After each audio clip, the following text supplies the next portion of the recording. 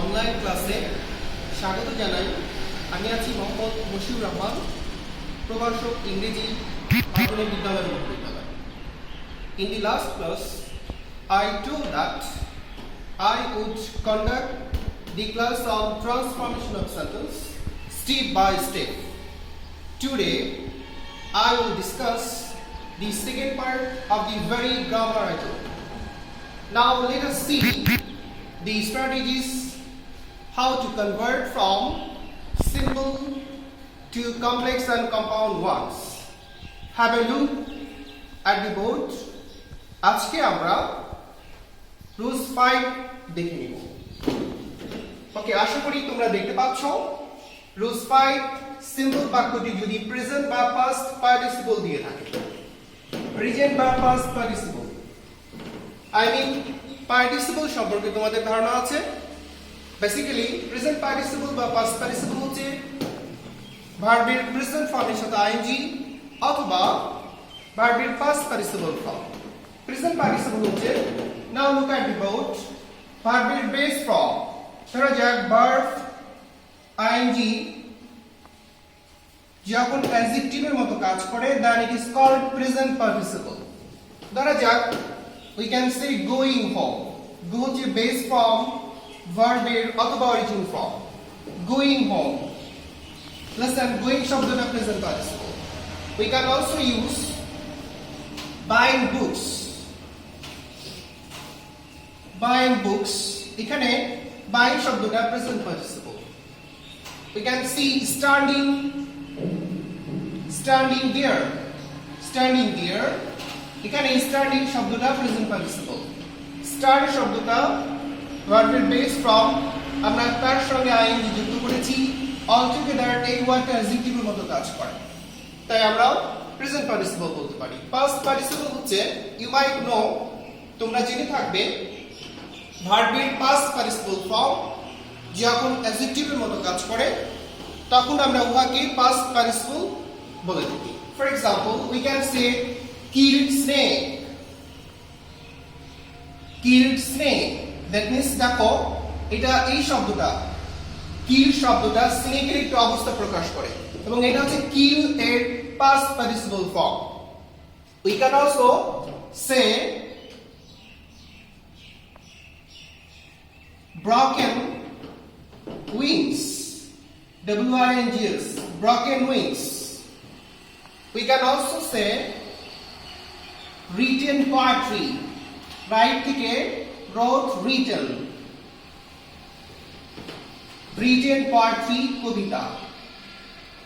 so in the way, listen, kill, that means সেখান থেকে killed verb past participle form, break থেকে broken এবং at the same time right থেকে written।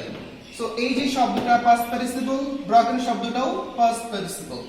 broken wings, এই ফ্রেজটা ব্যবহার করা হয়েছে ইন্টারমিডিয়েট বইয়ে, তোমাদের বইয়ের একটি কবিতা dreams, written by Langston Hughes, এবং তিনি এটা বলেছিলেন। কবিতার লাইনটা ছিল এরকম, if dreams die our life is a broken wings bird that can not fly. যাই হোক, এবার আমরা মূল টেক্সটে চলে আসি। I saw a man going there. তোমরা একটু লক্ষ্য করো, দেখো আমরা গো থেকে গোয়িং করেছি। সো গোয়িং দেয়ার হচ্ছে আমাদের একটি প্রেজেন্ট পার্টিসিপল। আমরা এটাকে ফ্রেজ বলতে পারি। প্রেজেন্ট পার্টিসিপল ফ্রেজের বৈশিষ্ট্য হচ্ছে মূল শব্দটা প্রেজেন্ট পার্টিসিপল এবং প্লাস আদার ওয়ার্ডস। প্রেজেন্ট পার্টিসিপল প্লাস আদার ওয়ার্ডস একসঙ্গে প্রেজেন্ট পার্টিসিপল ফ্রেজ। এই অংশটুকু ফ্রেজ আমরা গতদিন বলেছি যে সিম্পল থেকে কমপ্লেক্স করার সময় খুবই গুরুত্বপূর্ণ একটি বিষয় হচ্ছে সিম্পলে ব্যবহৃত ফ্রেজটিকে কমপ্লেক্স বা কম্পাউন্ড সেন্টেন্সে ক্লজে রূপান্তর করতে হয় এবং সে কাজটা আমরা এখন করব। তবে বলেছি বাক্যটা যদি প্রেজেন্ট পার্টিসিপল বা পাস্ট পার্টিসিপল দিয়ে থাকে, কমপ্লেক্স করতে হবে রিলেটিভ প্রোনাউন ব্যবহার করে। দ্যাট মিন্স হচ্ছে হু, হুইচ এবং দ্যাট, এই তিনটা রিলেটিভ প্রোনাউন। হু ব্যবহৃত হয় ব্যক্তিবাচক নাউনের পরিবর্তে, হুইচ বস্তুবাচক, দ্যাট আমরা ব্যক্তি বস্তু উভয়ের পরিবর্তেই সেন্টেন্সে বসাতে পারি। তো এই যে গোয়িং দেয়ার প্রেজেন্ট পার্টিসিপল, এবং তোমরা জেনে থাকবে প্রেজেন্ট পার্টিসিপল গুলো মূলত ইনকমপ্লিট বা কন্টিনিউয়াস কোনো অ্যাকশনকে রিপ্রেজেন্ট করে, দ্যাট মিন্স ইমপারফেক্ট অ্যাকশনকে রিপ্রেজেন্ট করে এবং অবশ্যই সিম্পল সেন্টেন্সে ব্যবহৃত প্রেজেন্ট পার্টিসিপলকে কমপ্লেক্সে ক্লজে রূপান্তর করার সময় যে কোনো কন্টিনিউয়াস টেন্সে লিখতে হবে, বিকজ এটা চলমান কোনো কাজকে প্রকাশ করে। দ্যাট ইজ ওয়াই আমরা একটু দেখে নিব ফাইনাইট ভার্ব যুক্ত যে ক্লজটা আছে আই স এ ম্যান, এটা আমাদের main clause. We can also say, আমরা এটাকে বলতে পারি ফাইনাইট ভার্ব যুক্ত ক্লজ। যে টেন্সে থাকবে পরের ক্লজটা ঠিক সেই টেন্সে লিখব। আমাদের সবার একটি ক্লিয়ার কনসেপ্ট আছে যে একটা সেন্টেন্সে একাধিক ক্লজ ব্যবহৃত হলে প্রতিটি ক্লজ একই টেন্সে লেখা সবচেয়ে ভালো, সবচেয়ে বেটার, এবং সেই কাজটা আমরা করে থাকবো। So I saw a man, যেহেতু এটা main clause, it never change, এটা পরিবর্তন হয়নি। and listen, who was going there, এখানে who was going there এই ক্লজটি আমরা সাবঅর্ডিনেট ক্লজ গঠন করেছি।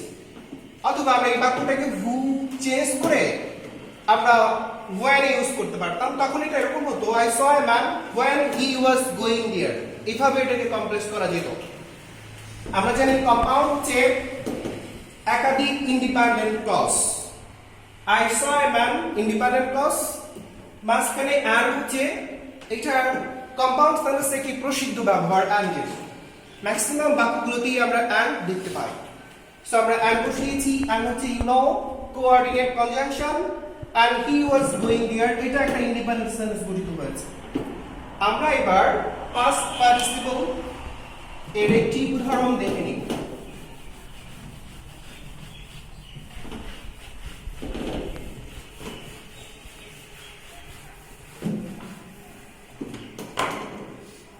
সিম্পল বাক্যটি আমরা পাস্ট পার্টিসিপল দিয়ে দেখব। I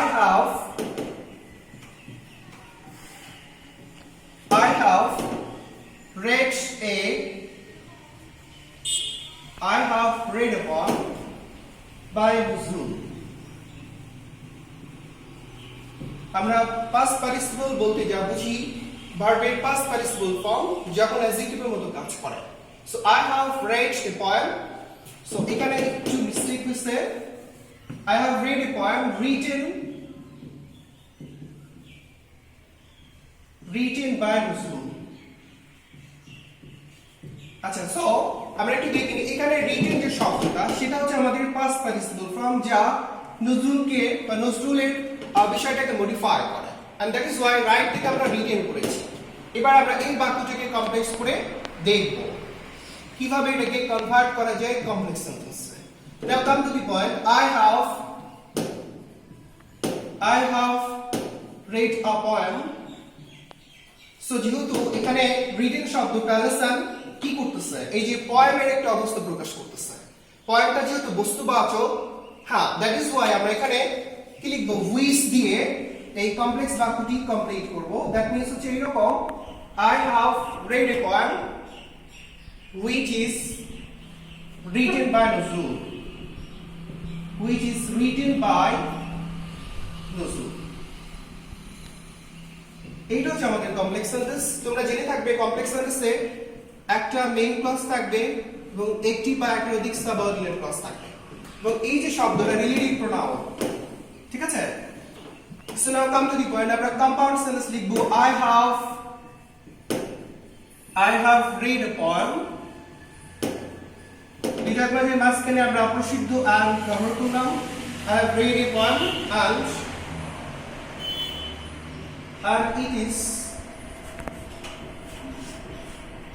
it is written by Nuzrul,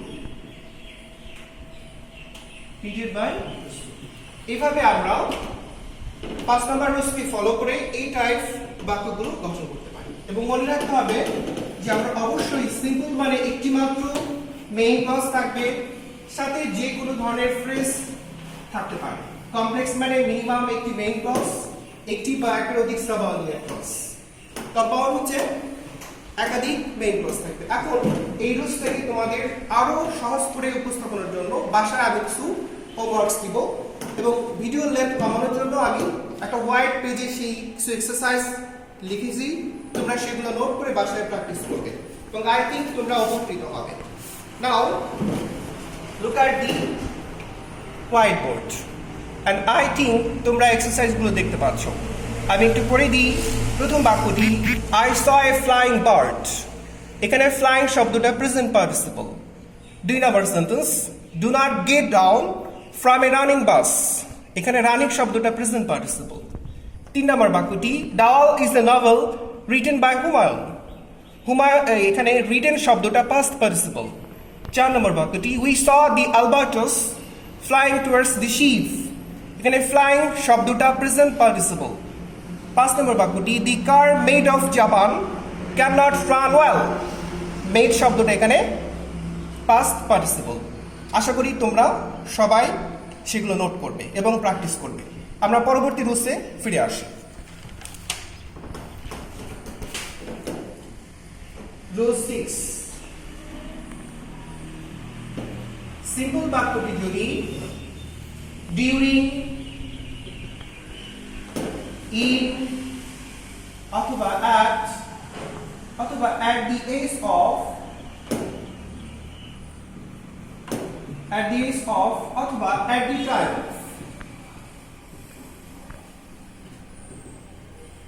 the time of দিয়ে থাকে। সো কমপ্লেক্স করতে হয়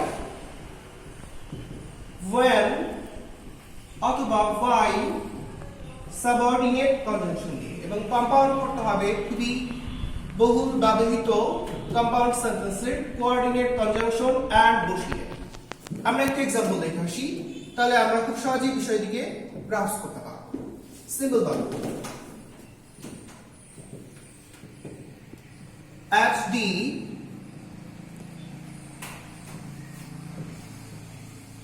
arrival of the mutton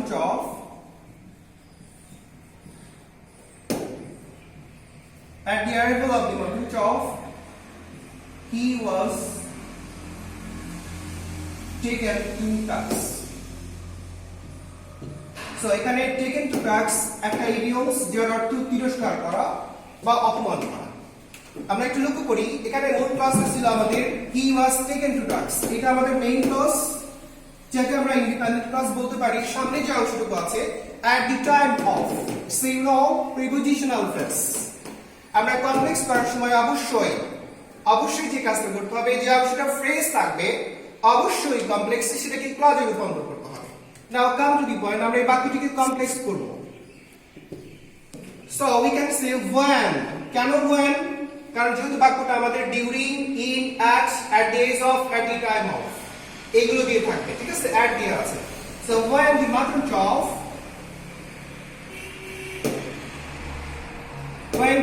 chop arrived, কেন আমরা arrived লিখেছি, কেন আমরা পাস্টে লিখলাম? বিকজ আমাদের মেইন ক্লজটা পাস্ট ছিল, was দিয়েছিল।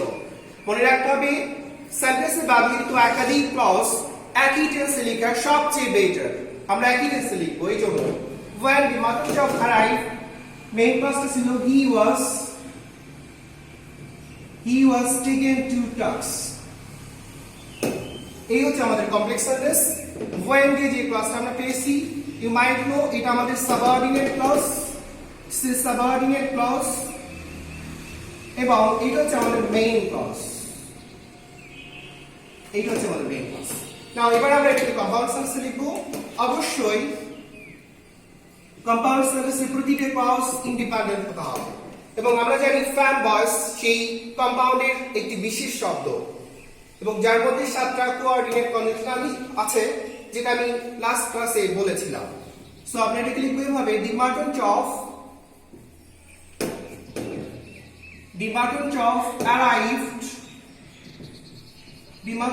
arrived, and he was taken to task। এই লাইনটা লাঞ্ছন গল্প থেকে নেওয়া হয়েছে, আই থিংক তোমরা গল্পটি পড়েছো।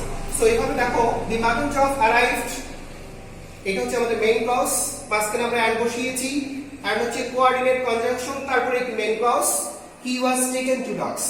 in the way we can write a compound sentence। আমরা এই স্ট্রাকচার ধরে কয়েকটি এক্সারসাইজ বাসায় প্র্যাকটিস করব। সেক্ষেত্রে আমাদের আইডিয়াটাকে আরো বেশি ডেভেলপ করা সম্ভব। আর এই জন্য আমি একটি হোয়াইট পেজে কিছু এক্সারসাইজ লিখেছি, তোমরা সেগুলো নোট করে বাসায় প্র্যাকটিস করবে আশা করি।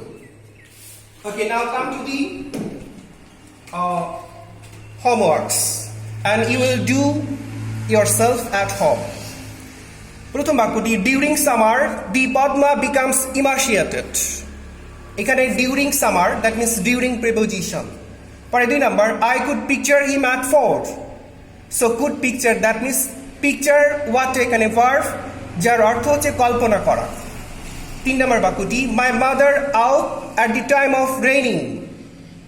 এখানে অ্যাট দি টাইম অফ দেওয়া আছে, সো এইভাবে করতে হবে। আই থিঙ্ক তোমরা বুঝতে পেরেছো। 4 নম্বর বাক্যটি, do not disturb him at the time of working. 5 নম্বর বাক্যটি, my cousin came home late at night. I think তোমরা সবাই সেগুলো নোট করবে এবং প্র্যাকটিস করবে। ওকে, আমরা এবার পরবর্তী রুলসে ফিরে আসি।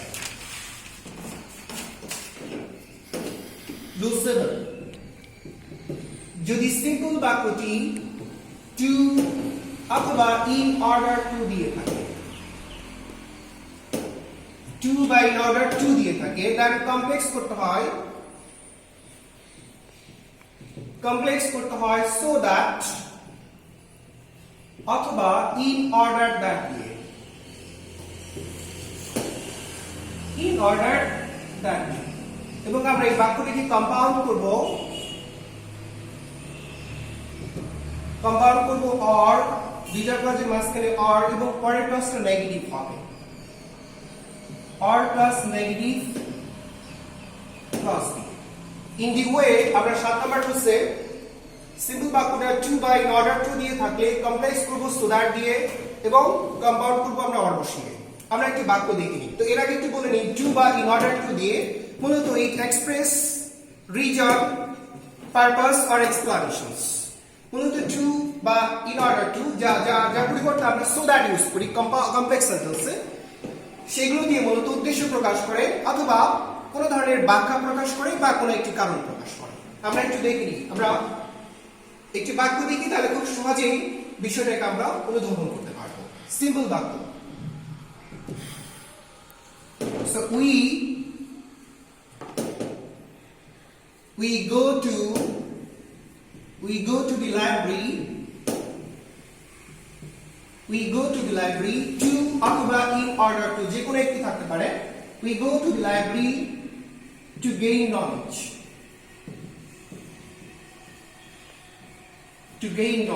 so তোমরা একটু লক্ষ্য করো, এখানে এই বাক্যটার মধ্যে দিয়ে একটা উদ্দেশ্য প্রকাশিত হয়েছে। we go to the library, why do we go to the library?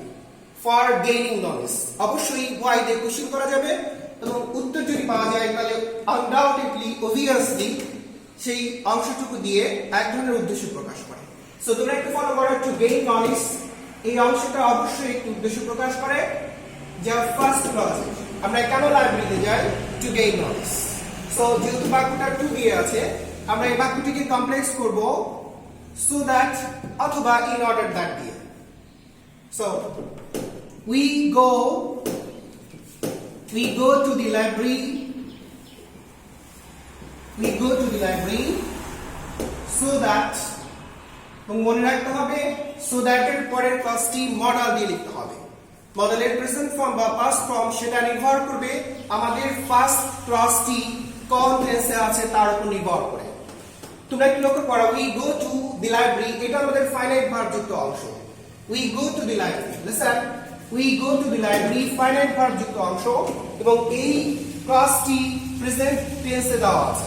and that is why আমরা so that এর পরের মডেলটা লিখব প্রেজেন্ট ফর্ম, মে অথবা ক্যান এইগুলো ব্যবহার করব।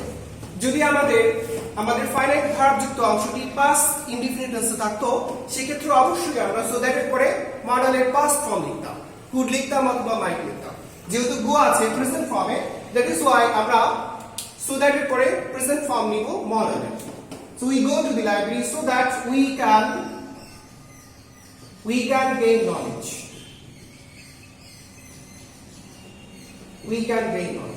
এটা আমাদের কমপ্লেক্স সেন্টেন্স। সো আমরা এবার কম্পাউন্ড সেন্টেন্স দেখব। প্রথম ক্লাসটি আমাদের main class, we go to the library or আমরা বলেছিলাম সো দ্যাট দি কমপ্লেক্স থাকলে আমরা কম্পাউন্ড বাক্যটি লিখবো অর বসিয়ে এবং অবশ্যই অরের পরের ক্লাসটি নেগেটিভ লিখতে হবে negative so we go to the library or